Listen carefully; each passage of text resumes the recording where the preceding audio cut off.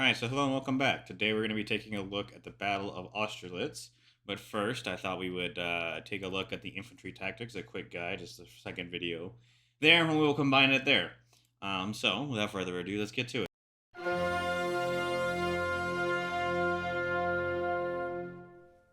In the Napoleonic Wars, infantry fought in close order, packed together, standing shoulder to shoulder. But why present such an easy target for the enemy? First, command and control. Before radios, orders had to be relayed by shouted commands, drums or bugles. Difficult enough in the smoke and din of battle. Almost impossible if troops were scattered. Second, firepower.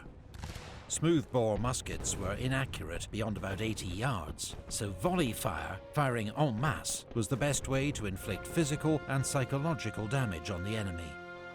Third, morale. Soldiers were much more willing to advance into danger or hold the line if they did so together as a unit, urging each other on. Fourth, defense against cavalry. Scattered infantry were easy targets for horsemen. Only by sticking together could they fight them off. Now, all of this makes sense, again, right? Especially this command and control bit. It is very hard. It is very hard to do command and control with units that are spread out. It's almost impossible, actually. That's why the Romans had bugle horns and they had banners. Again, if you gave like a set of walkie-talkies to a, all you have to do for any battle that's before before modern basically radio, so basically before World War II, you give anybody, any big army, just a set of walkie-talkies. You give it would dramatically change. You don't have to give them assault rifles. Just give them radios. It would dramatically change the outcome of the battle, I guarantee you.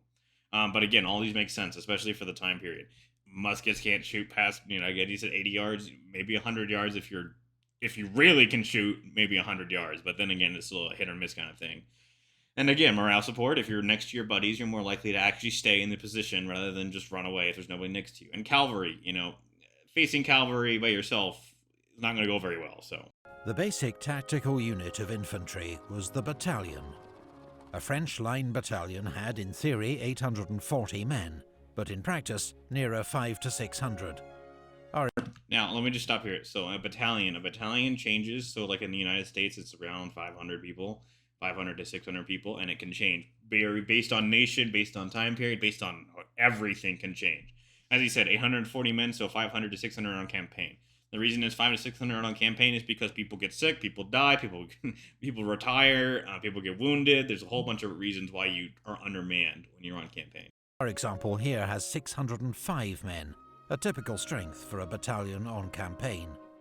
The men were divided into 6 companies, 4 fusilier companies and 2 flank companies. On the right, the grenadiers, made up of the tallest, strongest men, often detached to form elite all-grenadier units. And on the left, the voltigeurs, specialist light infantry used for skirmishing in front of the battalion. Now, I want to come back real quick. Do you see all of these little dots? These are all officers and NCO, well, very high NCOs and officers. So, what's happening here, for example, we'll take this unit.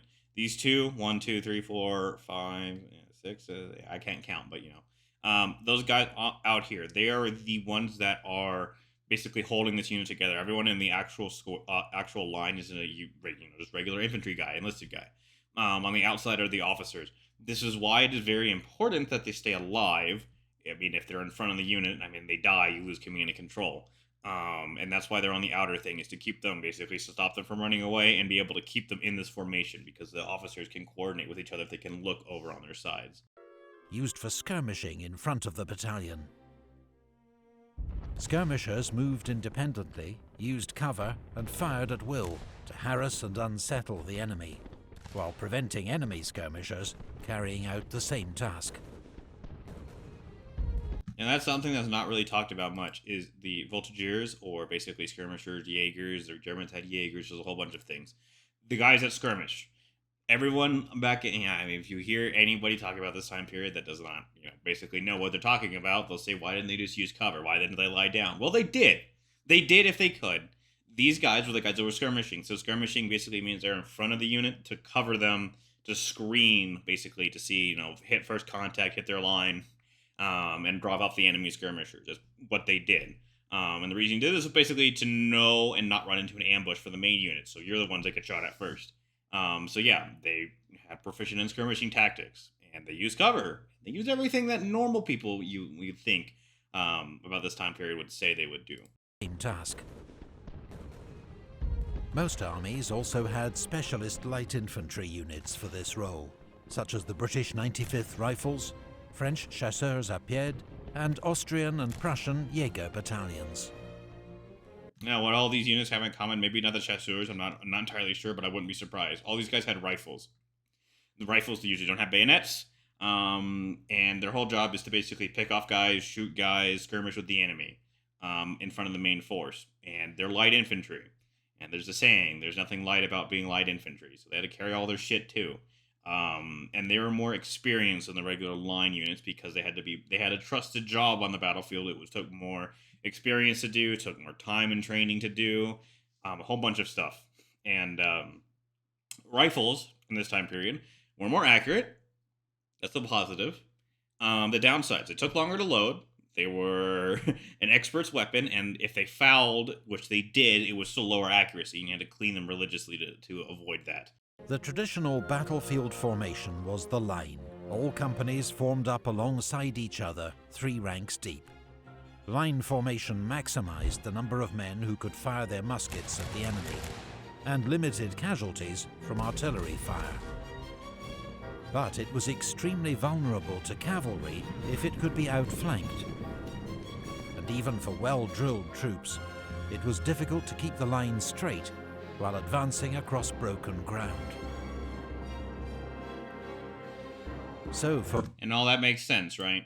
This is a very complex formation to keep. It might not seem like it, but it is. If you try to get 800 and something guys to stay in a straight line, moving in rough terrain, it's very hard to do, even if you practice at it a lot. The officers are very important to keep this formation going. Again, if they get shot, it goes down. If there's rough terrain, this goes down. You start getting shot at, people start panicking, it goes down. So again, very hard formation to keep intact, just for regular units. Straight while advancing across broken ground. So for maneuver and attack, battalions usually formed a column of divisions. This was a more flexible formation that allowed the battalion to advance quickly, though it presented a larger target to enemy guns, firing solid round shot that would tear through several ranks, and far fewer men could fire their muskets at the enemy. Theoretically, therefore, the battalion would deploy into line before reaching the enemy. But carrying out this slow maneuver under fire wasn't always possible or sensible. So some commanders kept their men in column, relying on momentum to break the enemy line. This was a risky tactic that often worked against raw troops, but led to high casualties when facing better trained infantry, like British redcoats. A column. And all of this makes sense, right? One thing he said here was that this column was basically divisions or division of twos. Right here, one division equals 2 companies. Divisions today, in modern sense, is around 25,000 men. That's not what it means here. But again, French, English, differences. Especially even back then, there's differences. We didn't have like whole divisions back then. And again, it's not maximizing firepower to the front because these guys basically have to stand there and do nothing. And it is easier to, use this formation to move because you just follow the guy in front of you pretty much. And you don't have to worry about your left and right. That being said, they do rightly point out that you would get this thing in formation on a line if you could. But if you can't and you're going to rely on your momentum to punch through the enemy, it makes sense. Again, everything makes sense when you think about it. And to punch through. And if it doesn't punch through, well, you're pretty fucked because if these guys actually hold their positions, they're all going to continuously keep shooting at everyone here, and you're going to take high casualties. So that's one thing, yeah. A column could be closed up quickly to provide protection from cavalry, or if there was time, could form a square.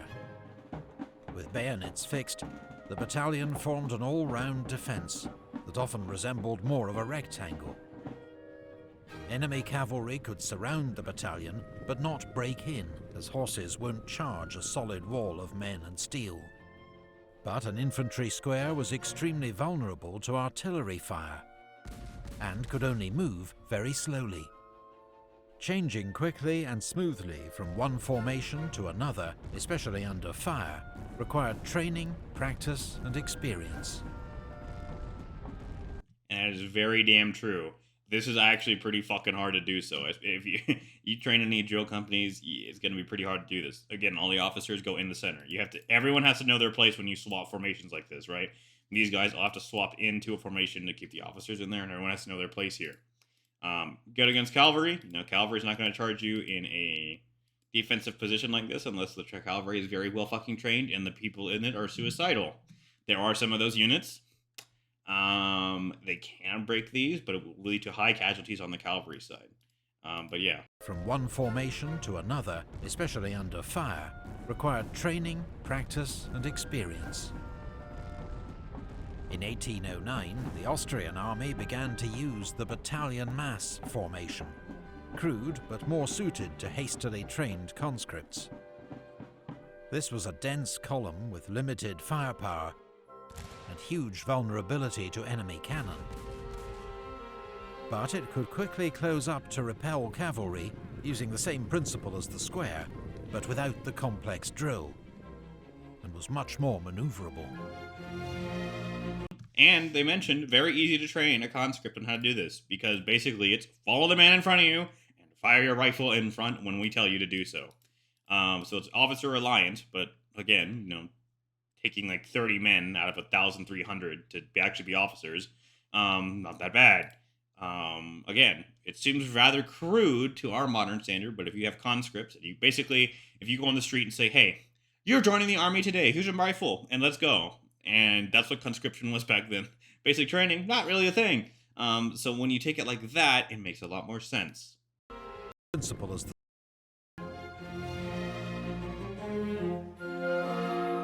And now I will go to the Battle of Austerlitz, so I will see you there. Alright, so, as I promised, second part, Battle of Austerlitz. Let's take a look. an Epic History TV History March collaboration, supported by our sponsor, The Great Courses Plus. In December 1804, in the Cathedral of Notre Dame in Paris, Napoleon Bonaparte crowned himself Emperor of the French. Europe had never seen such a sudden and dramatic rise to power. A son of impoverished Corsican nobility to military dictator of France in little more than 10 years. Revolution and war had cleared Napoleon's path to the throne. War would dominate his 10-year reign. A conflict unprecedented in history that would leave millions dead and a continent in turmoil.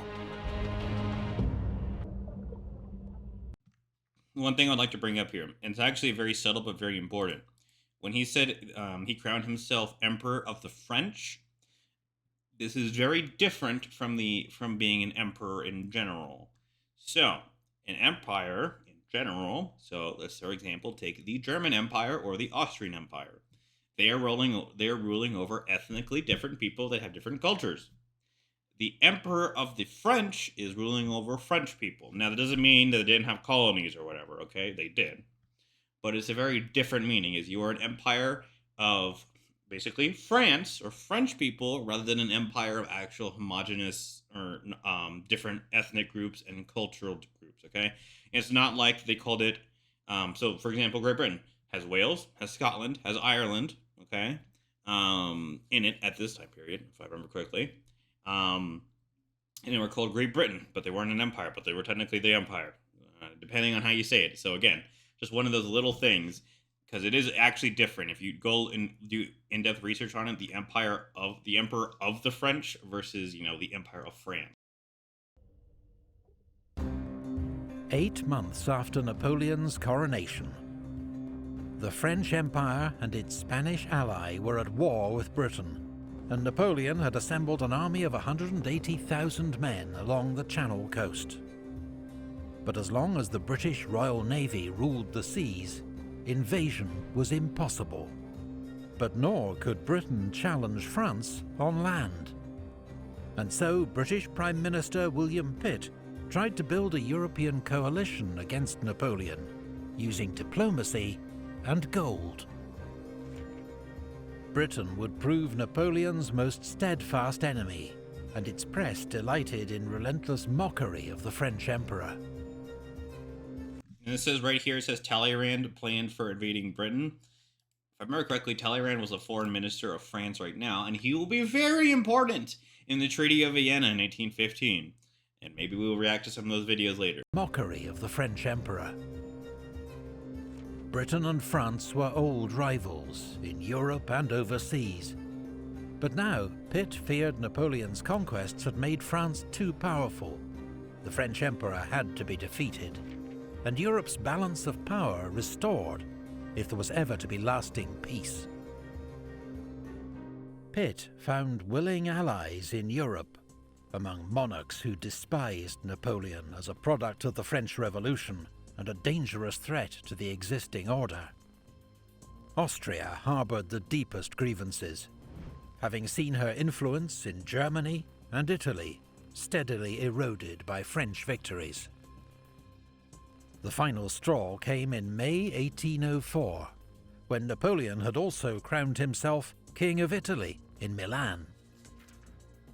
And the reason that's is a bad thing for Austria is because Austria has massive influence in Italy. They also, again, they have massive influence everywhere.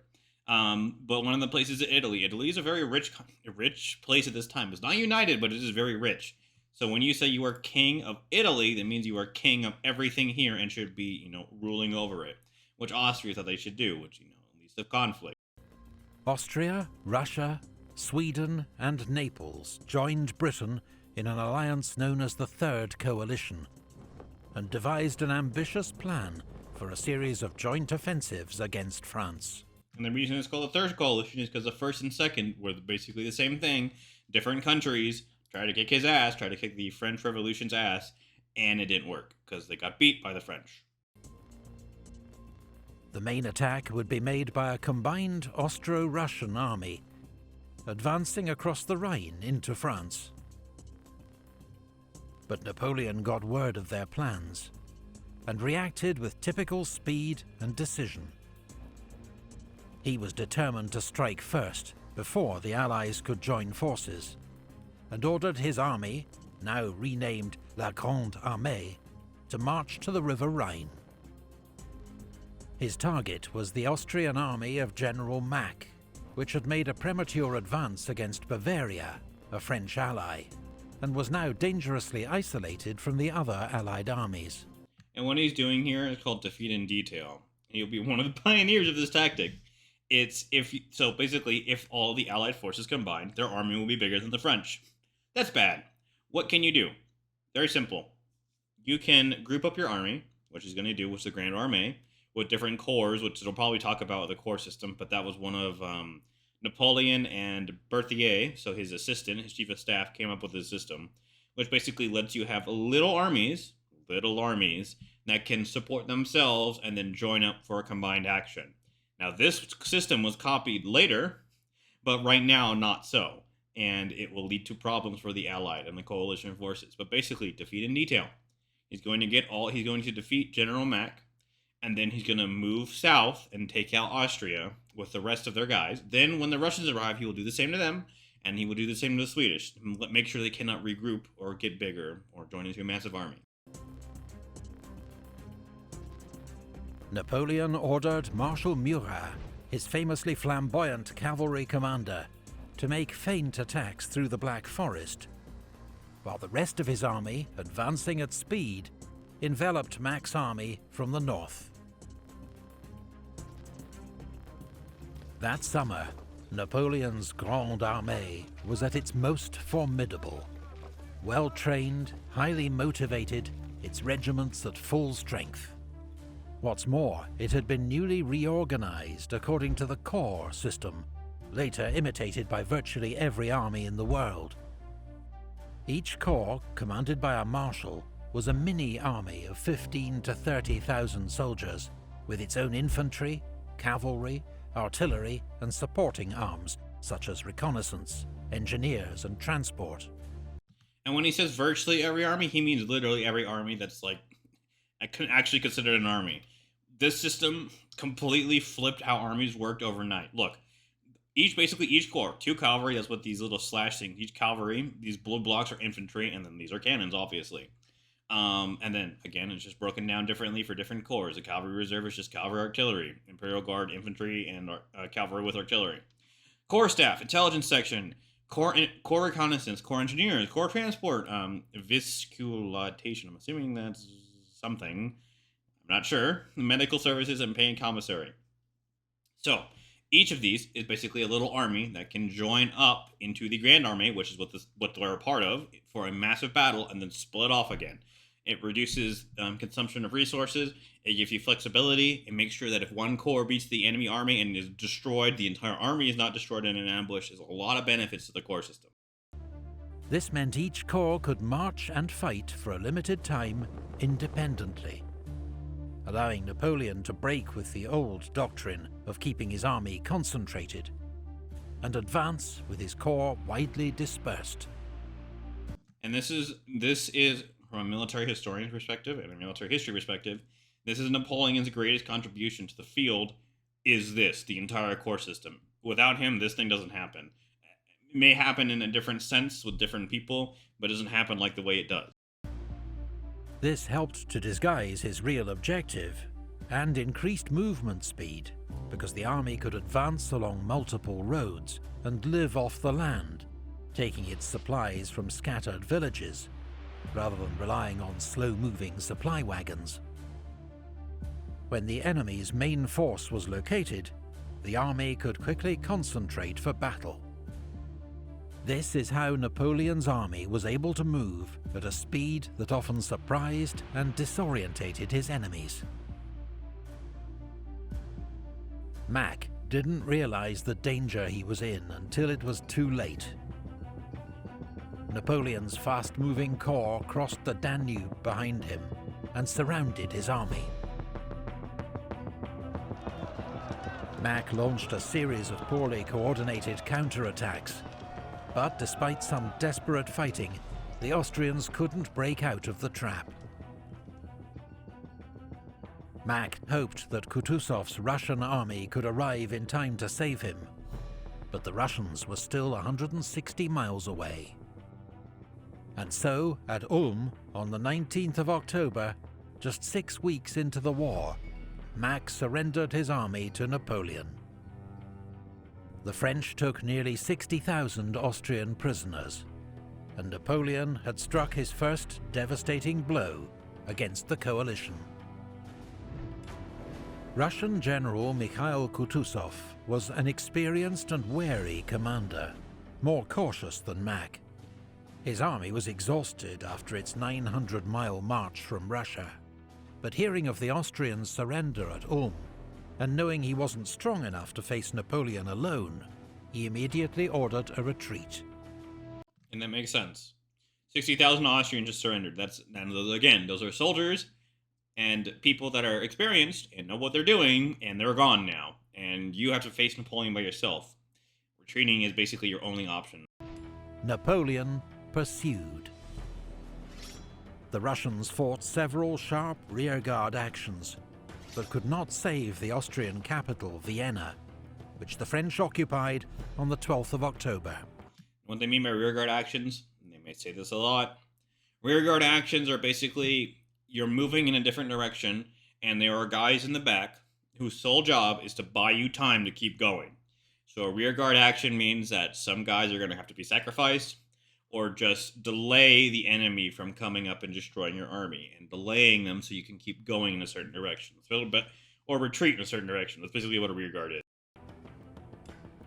Kutuzov slipped away to Olmütz in today's Czech Republic, where he was joined by reinforcements, as well as Emperor Alexander of Russia and Emperor Francis of Austria in person. Napoleon was furious that Kutuzov had escaped. By now his army was also exhausted, and far from home, with winter approaching. He needed to force a decisive battle quickly.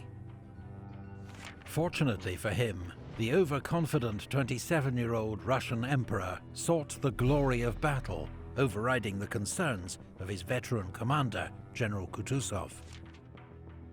With the Allied army closing in, Napoleon ordered his corps to rapidly concentrate on a battlefield he had carefully selected, near the town of Austerlitz.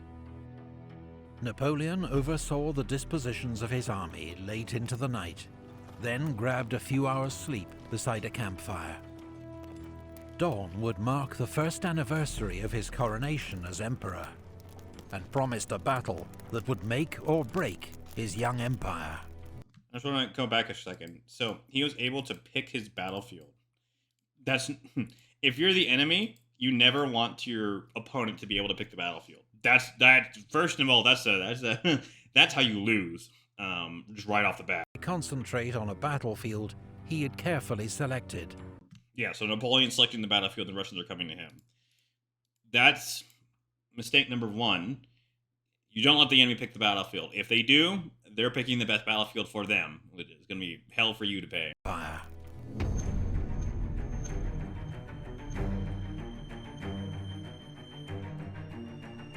Let us finish this with a thunderclap. Means let us finish this with artillery.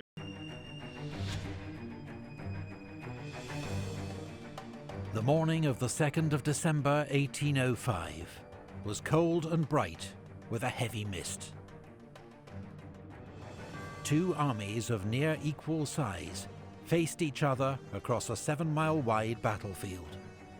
But the Allies held the high ground of the Pratzen Heights, while French Third Corps under Marshal Davout was still marching to the battlefield.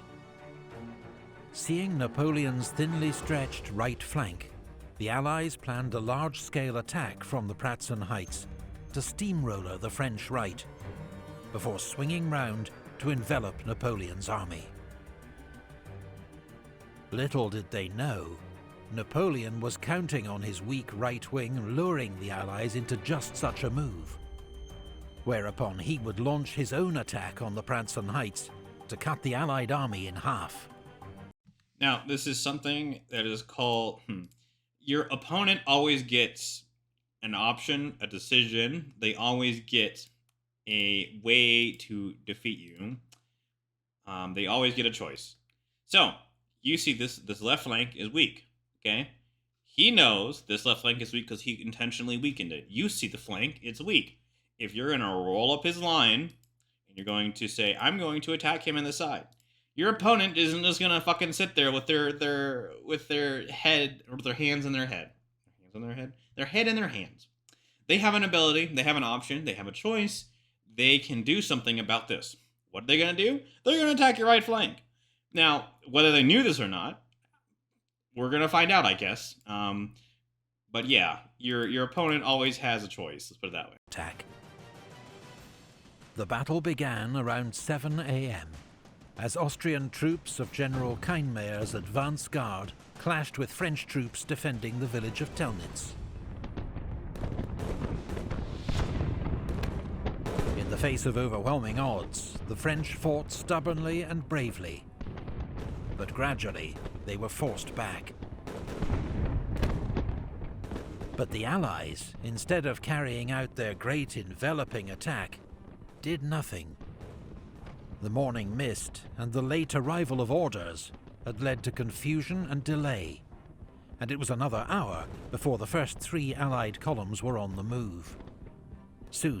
And you can see that if this is taking too long, you can see that they're all spread out and disorganized. So if you start going now, there's not a hell of a lot to stop you. Fierce fighting erupted around Sokolnitz village and castle.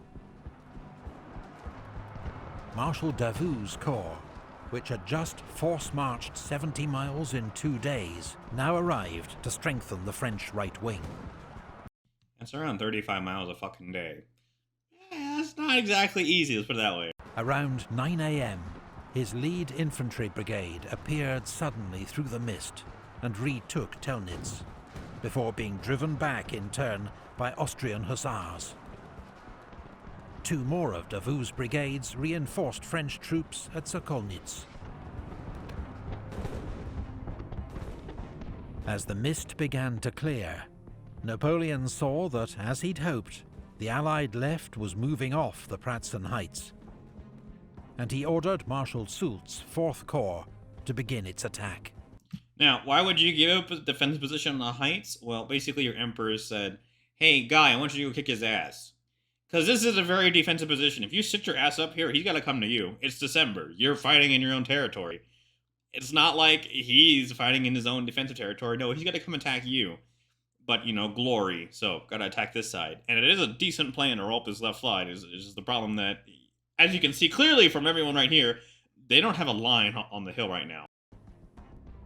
To the alarm of Allied commanders, 2 French infantry divisions, until now hidden by the mist, were suddenly seen advancing straight towards the Allied centre. Infantry divisions are like Valdemal and St. Helene. These are like these, a couple of these blocks are basically divisions which are under a corps. General Kutuzov was forced to hurriedly organize a defense of the heights, using troops of 4 column. 2 hours of bloody fighting followed. Musket fire was so rapid and furious that both sides were soon low on ammunition and turned to the bayonet. By 11 AM, the French, with the advantage in training and discipline, had secured the heights and driven a deep wedge into the Allied position. To the north, a giant cavalry battle developed. While a Russian force... And Liechtenstein right there. And when he's talking about this, the force is almost split. If you take a look at the center, this force is almost, the French have almost broken through. Where are these guys going to go? If they have to retreat, they got to go over an icy river. Or surrender. There is no way out. There's literally no way out from here if it gets cut off. If these guys break, well, they can run away. These guys are all doomed pretty much if the center breaks. And driven a deep wedge into the Allied position. To the north, a giant cavalry battle developed. While a Russian force from General Bagration's advance guard captured the village of Bosenitz before it was halted by cannon fire from the Santon Hill. A decisive charge by 6 regiments of French heavy cavalry finally drove back the Allies, allowing Marshal Lannes' 5 Corps to move forward and seize Blasowitz and Krug. Now, Grand Duke Constantine, commanding the Russian Imperial Guard, led forward this last Allied reserve in a desperate bid to reclaim the Pratzen Heights. A battalion of the French 4th Line Regiment was charged down by Russian Guard cavalry, losing its Eagle standard in bloody fighting. We cannot lose the Eagle. The Eagle is, if you actually think about it, that Eagle standard bearer is all the way back to Rome. That's how far that Eagle goes. And also you have to remember, the Imperial Guard is is basically the Imperial Guard of the French. Equivalency in experience and fortitude and determination. Let's put it that way. So if they start meeting resistance from regular units, they're not going to last very long. The Pratzen Heights. A battalion of the French 4th Line Regiment was charged down by Russian Guard cavalry, losing its Eagle standard in bloody fighting. Napoleon, who'd moved up to the heights, sent in his own Guard cavalry. In this grim melee between the elite horsemen of both armies, the French finally prevailed. Napoleon had broken the Allied centre. Now, to close the trap on the Allied left wing, still locked in heavy fighting around Sokolnitz. Around 2 PM, Napoleon ordered 4 divisions to swing south and cut off their retreat. General Buxhowden, commanding the Allied left, only now saw the danger he was in. It's too late. By this time, it's way too late. Everyone here is going to surrender or try to run for it. It's over. Attacked from 3 sides, the only escape was south.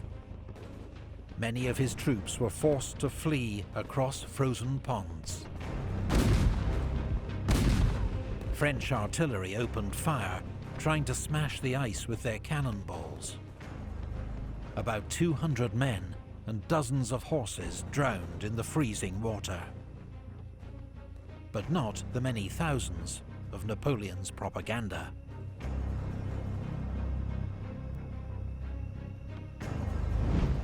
The French Emperor had won a brilliant victory. His army had taken more than 10,000 prisoners and captured 45 enemy standards. Thousands of dead and wounded of all sides littered the battlefield. Many left untended for days. The being left untended for days and the casualties, like just being that medical side is really normal for this time, unfortunately. But look at the casualties. So the French lost 1,290 dead. Allies, basically the Russians and some Liechtenstein guys apparently, and maybe some other guys, 6,600 dead. Allied wounded, 11,200. French wounded, 6,900. French prisoners, 570. They just surrendered a position. Allied prisoners, 11,170. This was a complete and utter defeat for the Allied forces, or the coalition forces at this battle. The Battle of the Three Emperors, as it became known, was a crushing blow to the Third Coalition. As Russian forces retreated back to Russia, Francis I of Austria was forced to accept a humiliating settlement with France, agreeing to pay a 40 million franc indemnity and give up more territory in exchange for peace. So let's look at this. Dalmatia and Istria. This is a very valuable coastline for Austria. Actually, it's their only fucking coastline left. So massive, their navy, whatever they had of it, is now gone. They have to give an end to the Kingdom of Italy. This is a very rich, this is where Venice is, in case you're wondering. This is a very rich region. Tyrol has to go to Bavaria. Okay, this is actually some of where Austria actually is today. So, very bad, humiliating defeat for the Austrians and economically devastating. But meanwhile, news had reached Napoleon of a disastrous Franco-Spanish defeat at sea, off Cape Trafalgar. British Admiral Lord Nelson, at the cost of his own life, had masterminded a victory so complete that it ensured British naval dominance, not just for the rest of the war, but for the next 100 years. Admiral Horatio Nelson. The Battle of Trafalgar, one of the biggest battles up to this point, and maybe even at this point.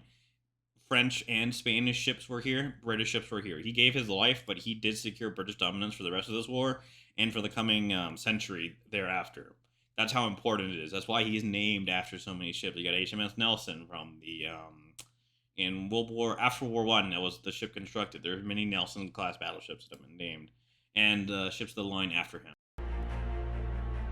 They even have a statue called, I think, Nelson's statue. I could be wrong, but there's definitely a big thing about him. Nelson's column. That's it. Nelson's column in Britain for this. Britain, master of the sea. Napoleon, unbeatable on land. The whale and the elephant, neither able to challenge the other in its own domain. When William Pitt received news of Napoleon's victory at Austerlitz, he's supposed to have said, "Roll up that map of Europe. It will not be wanted these 10 years. A month later, Pitt was dead. But his warning that Europe faced another 10 years of war and upheaval was to prove prophetic. Napoleon Bonaparte was the ultimate disruptor of European history.